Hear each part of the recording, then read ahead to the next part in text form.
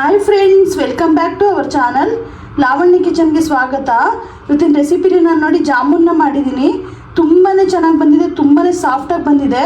So ಯಾವುದೇ ಒಂದು jamun packet ಇಲ್ದೇ, ಕೋವಾ ಇಲ್ದೇ ಇವತ್ತಿನ ವಿಡಿಯೋದಲ್ಲಿ ಜಾಮೂನ್ನ ಯಾವ ಥರ ಮಾಡೋದು ಅಂತ ತೋರಿಸ್ಕೊಡ್ತೀನಿ. ಸೊ ಅದಕ್ಕೂ ಮೊದಲು ಯಾರ್ಯಾರು ಹೊಸ್ದಾಗಿ ನನ್ನ ಚಾನಲ್ ನೋಡ್ತಾ ಇದ್ದೀರಾ ದಯವಿಟ್ಟು ಸಬ್ಸ್ಕ್ರೈಬ್ ಮಾಡ್ಕೊಳ್ಳಿ. ನಿಮ್ಮ ಫ್ಯಾಮಿಲಿ, ನಿಮ್ಮ ಫ್ರೆಂಡ್ಸ್ಗೆಲ್ಲ ಶೇರ್ ಮಾಡಿ. ಹಾಗೆ ವಿಡಿಯೋ ಇಷ್ಟ ಆದರೆ ಒಂದು ಲೈಕ್ ಕೊಡಿ. ಸೊ ಯಾವ ಥರ ಮಾಡೋದು ಅಂತ ನೋಡ್ಕೊಂಬರೋಣ ಬನ್ನಿ. ಸೊ ಏನೇನು ಇಂಗ್ರೀಡಿಯೆಂಟ್ಸ್ ಬೇಕು ಅಂತ ಮೊದಲಿಗೆ ತೋರಿಸ್ತೀನಿ. ನೋಡಿ, ಏಲಕ್ಕಿನ ಪುಡಿ ಮಾಡಿ ಇಟ್ಕೊಂಡಿದ್ದೀನಿ. ಒಂದು ಬೌಲಷ್ಟು ಹಾಲು ತೊಗೊಂಡಿದ್ದೀನಿ. ಒಂದು ಮುಕ್ಕಾಲು ಬೌಲಷ್ಟು ನಾನು ಮೀಡಿಯಮ್ ರವೆ ತೊಗೊಂಡಿದ್ದೀನಿ. ಅದೇ ಬೌಲಲ್ಲಿ ಮುಕ್ಕಾಲು ಬೌಲಷ್ಟು ಸಕ್ಕರೆ ತೊಗೊಂಡಿದ್ದೀನಿ. ಸೊ ಇಷ್ಟು ಐಟಮಲ್ಲಿ ನಾವು ಒಂದು ಒಳ್ಳೆಯದೊಂದು ಜಾಮೂನ್ ರೆಡಿ ಮಾಡ್ಬೋದು. ಸೊ ಯಾವ ಥರ ಮಾಡೋದು ಅಂತ ತೋರಿಸ್ಕೊಡ್ತೀನಿ, ಬನ್ನಿ ನೋಡ್ಕೊಂಬರೋಣ. ಒಂದು ಪ್ಯಾನ್ಗೆ ಏನು ಸಕ್ಕರೆ ತೊಗೊಂಡಿದ್ದೆ ಫುಲ್ ಹಾಕೋತಾ ಇದ್ದೀನಿ. ಅದೇ ಇದಕ್ಕೆ ಒಂದು ಬೌಲಷ್ಟು ನೀರನ್ನ ಹಾಕ್ಕೊಳ್ಳೋಣ. ಜಾಸ್ತಿ ನೀರು ಹಾಕೊಳ್ಳೋಕೆ ಹೋಗ್ಬೇಡಿ, ಪಾಕ ತೆಳುವಾಗ್ಬಿಡತ್ತೆ. ನೋಡಿ, ಪಾಕೋಕ್ಕೀಗ ಏಲಕ್ಕಿನ ಪುಡಿ ಮಾಡಿ ಇಟ್ಕೊಂಡಿದ್ದಲ್ಲ ಹಾಕೋತಾ ಇದ್ದೀನಿ. ಹಾಕ್ಬಿಟ್ಟು ಒಂದ್ಸರಿ ನೀಟಾಗಿ ಕೈ ಆಡ್ಬಿಟ್ಟು ಇದನ್ನು ಕಾಯಕ್ಕೆ ಬಿಡೋಣ ನೀಟಾಗಿ ಒಂದು 20 ನಿಮಿಷ. ನೋಡಿ, ಪಾಕ ನೀಟಾಗಿ ಕುದ್ದು ರೆಡಿಯಾಗಿದೆ. ಈ ಥರ ಇಷ್ಟು ಅಂಟು ಬಂದರೆ ಸಾಕು. ಸೊ ಆಗಿದೆ. ಇದನ್ನ ತೆಗೆದ್ಬಿಟ್ಟು ಸೈಡಿಗೆ ಇಟ್ಕೊಳ್ಳೋಣ. ಜಾಮೂನ್ನ ರೆಡಿ ಮಾಡ್ಕೋಬೇಕು. ಸೊ ಯಾವ ಥರ ರೆಡಿ ಮಾಡ್ಕೋಬೇಕು ಅಂತ ತೋರಿಸ್ಕೊಡ್ತೀನಿ. ಮೊದಲಿಗೆ ಹಾಲು ತೊಗೊಂಡಿದ್ನಲ್ಲ, ಒಂದು ಪ್ಯಾನ್ಗೆ ಫುಲ್ ಹಾಲನ್ನ ಹಾಕೋತಾ ಇದ್ದೀನಿ. ಏನು ತೊಗೊಂಡಿದ್ದೆ ಫುಲ್ ಹಾಕೋತಾ ಇದ್ದೀನಿ.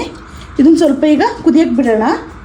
ನೋಡಿ, ಹಾಲಿಗೆ ಇವಾಗ ಏಲಕ್ಕಿನ ಪುಡಿ ಮಾಡಿ ಇಟ್ಕೊಂಡಿದ್ದಲ್ಲ ಫುಲ್ ಹಾಕೋತಾ ಇದ್ದೀನಿ. ಇದು ಮಾಡಬೇಕಂದ್ರೆ ನಿಮಗೆ ಯಾವುದೇ ಜಾಮೂನ್ ಪ್ಯಾಕೆಟು ಬೇಕಾಗಲ್ಲ, ಕೋವಾನು ಕೂಡ ಬೇಕಾಗಲ್ಲ. ಬರೀ ರವೆಲ್ಲೇ ತುಂಬ ಚೆನ್ನಾಗಿ ಜಾಮೂನ್ ಮಾಡ್ಕೋಬೋದು, ತುಂಬ ಟೇಸ್ಟಿಯಾಗಿ, ತುಂಬ ಸಾಫ್ಟಾಗಿ. ಸೊ ಇದನ್ನ ಇವಾಗ ಸ್ವಲ್ಪ ಮಳ್ಳಕ್ಕೆ ಬಿಡೋಣ. ನೋಡಿ, ಏನು ಮಳ್ತಾ ಇದೆ ಹಾಲು, ಅದಕ್ಕೆ ಸ್ವಲ್ಪ ಒಂದು 4-5 ಸ್ಪೂನಷ್ಟು ಸಕ್ಕರೆ ಆ್ಯಡ್ ಮಾಡ್ಕೊಳ್ಳೋಣ.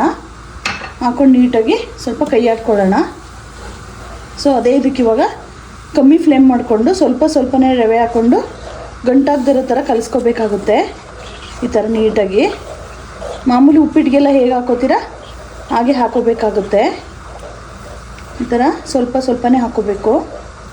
ತುಂಬಾ ಚೆನ್ನಾಗಿ ಬರುತ್ತೆ ಅವಾಗ, ಗಂಟು ಆಗಲ್ಲ, ಹಿಟ್ಟು ತುಂಬಾ ಚೆನ್ನಾಗಾಗುತ್ತೆ ಅವಾಗ.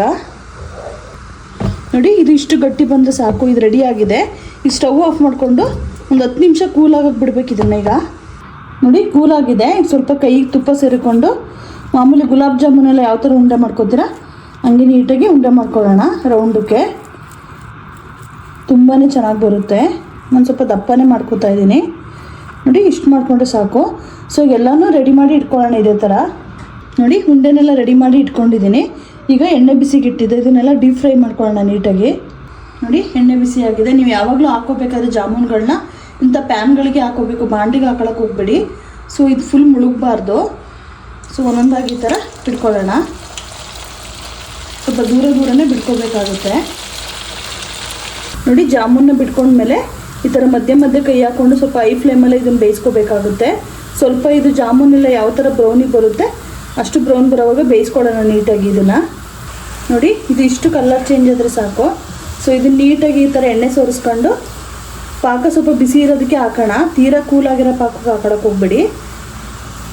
ಹಾಕೊಳ್ಳೋಣ. ಹಿಂಗೆ ಒಂದೊಂದಾಗಿ ತೆಗೆದ್ಬಿಟ್ಟು ಎಲ್ಲನೂ ಇದೇ ಥರ ತೆಗೆದು ಒಳಗಡೆ ಹಾಕೊಳ್ಳೋಣ.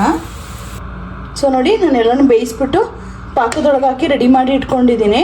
ಸೊ ಕಮ್ಮಿ ಅಂತ ಹೇಳಿದ್ರೆ 3/4 ಗಂಟೆಯಿಂದ 1 ಅವರ್ ಇದನ್ನು ಪಾಕ ಇಟ್ಕೊಳಕ್ಕೆ ಬಿಡಬೇಕಾಗುತ್ತೆ. ಸೊ ನಾನು ಈಗ ಮುಚ್ಚಿಬಿಟ್ಟು 3/4 ಗಂಟೆ ಇಡ್ತೀನಿ ಇದನ್ನು. ನೀಟಾಗಿ ಎಲ್ಲ ಪಾಕ ನೀಟಾಗಿ ಇಟ್ಕೊಂಡಿರುತ್ತೆ. ನೋಡಿ, ಒಂದು ಅರ್ಧ ಗಂಟೆ ಆಗಿದೆ ಅಷ್ಟೇ. ನಾನು ಇನ್ನೂ ಒಂದು ಅರ್ಧ-3/4 ಗಂಟೆ ಬಿಟ್ಟಿದ್ದಿದ್ರೆ ಇನ್ನೂ ಸ್ವಲ್ಪ ಪಾಕ ಎಲ್ಲ ಇಟ್ಕೋತಾ ಇತ್ತು. ಸೊ ನಾನು ವೀಡಿಯೋ ಮಾಡೋಕ್ಕೋಸ್ಕರ ಬೇಗ ತೆಗಿತಾ ಇದ್ದೀನಿ. ಇದು ತೆಗೆದ್ಬಿಟ್ಟು ನೀಟಾಗಿ ಒಂದೊಂದಾಗಿ ಬೌಲ್ಗೆ ಹಾಕ್ಕೊಳ್ಳೋಣ. ತುಂಬಾ ಚೆನ್ನಾಗಿರುತ್ತೆ, ತುಂಬಾ ಸಾಫ್ಟಾಗಿರುತ್ತೆ. ಸೊ ನೀವು ಟ್ರೈ ಮಾಡಿ ಮನೇಲಿ. ಈ ಥರ ಒಂದು 4-5 ಹಾಕೋತೀನಿ ತೆಗೆದ್ಬಿಟ್ಟು.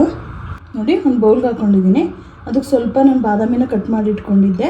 ಸೊ ಮೇಲ್ಗಡೆ ಸುಮ್ಮನೆ ಗಾರ್ನಿಷ್ಗೋಸ್ಕರ ಹಾಕ್ತಾಯಿದ್ದೀನಿ. ಇದಕ್ಕೆ ಬೇಕು ಅಂತೇಳಿ ಪಿಸ್ತಾನು ಕೂಡ ಹಾಕೋಬೋದು.